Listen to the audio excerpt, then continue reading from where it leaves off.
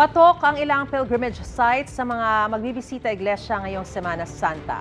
Dinarayo na rin ang ilang beach sa mga gustong magpalamig ngayong tag-init. Narito po ang unang balita.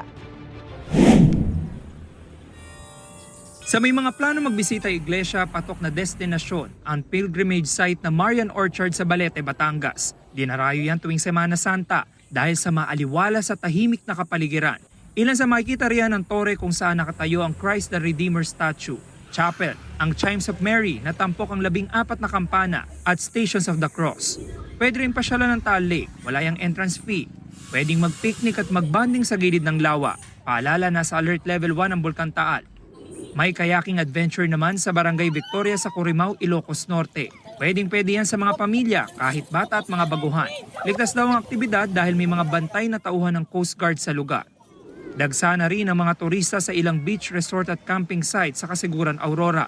Dinarayo riyan ang malinaw at malinis na dagat. Patuloy ang pagtanggap ng mga bisita sa lugar ngayong Semana Santa. Ito ang unang balita. James Agustin para sa GMA Integrated News.